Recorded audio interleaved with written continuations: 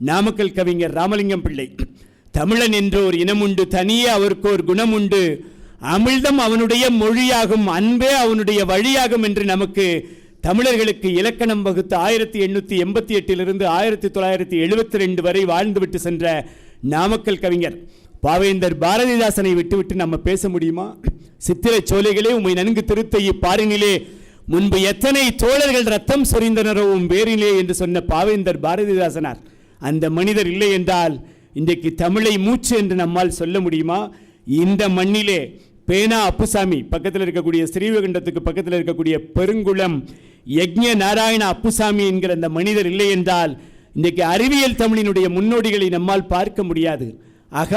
அகநானூறு, புறநானூறு, கலித்தொகை, ஐங்குறுநூறு, 10 பத்துப்பாட்டு, திருமுருகாற்றுப்படை, முல்லைப்பாட்டு, குறிஞ்சிப்பாட்டு, பட்டினப்பாலை, இந்த நூல்களை எல்லாம் ஆங்கிலத்திலே மொழிபெயர்த்த அருமையான பேனா அப்புசாமி அவர்கள், சுவாமி விபுலானந்தர் அவர்கள், மயிலை சீனி வேங்கடசாமி நாட்டார் அவர்கள், நம்முடைய மேலப்பாளையத்துக்கு அடுத்து இருக்கக்கூடிய முன்னீர் பள்ளத்திலே பிறந்த பூர்ணலிங்கம் பிள்ளை தமிழ் இலக்கிய வரலாற்றை ஆங்கிலத்திலே மொழிபெயர்த்து தந்த 1866 இருந்து 1931 வரை வாழ்ந்த அவர் இல்லை என்றால் இன்றைக்கு தமிழ் செம்மொழியாக மாறியிருக்குமா என்று கேட்டால் ஒரு மிகப்பெரிய கேள்விக்குறிதான். தஞ்சையிலே பிறந்த ஆபிரகாம் பண்டிதர், அதே போன்று பேரறிஞர் அண்ணா, பேரறிஞர் அண்ணாவுக்கு இதே மாதிரியான நேர நெருக்கடி வருகிறது. அவர் பேசி ஆகணும். தேர்தல் பொதுக்கூட்டம் இன்னும் 1 நிமிடம் தான் இருக்கிறது. காவல்துறை நின்று கொண்டிருக்கிறது. அவர் பேசுகிறார், மாதமோ சித்திரை, மணியோ 10:30, உங்கள் கண்களிலோ தழுவது நித்திரை, ஆனாலும் எங்களுக்கு மறக்காமல் இடுவீர் முத்திரை என்று சொன்னார். ஏறக்குறைய ஒரு 30 செகண்டில் முடிந்து விட்டது. அந்த இடம் முழுக்க கர ஒலியால் அரங்கம் அதிர்ந்தது.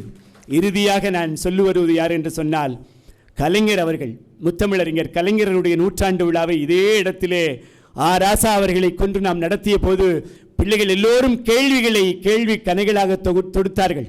அவருடைய சங்கத்தமிழ் என்கிற நூலை எடுத்து படித்து பார்த்தீர்கள் என்று சொன்னால் அந்த சங்கத்தமிழினுடைய நூல் வளம், அதனுடைய சிறப்பு, யாயும் யாராகியோரோ எந்தையும் நுந்தையும் எம்முறை கேளிர் யானும் நீயும் எவ்வழி அரிதும் செம்புல பயல் நீர் போல அன்புடை நெஞ்சம் தாம் கலந்ததுவே. இந்த பாட்டுக்கு அவர் எழுதியிருப்பார்.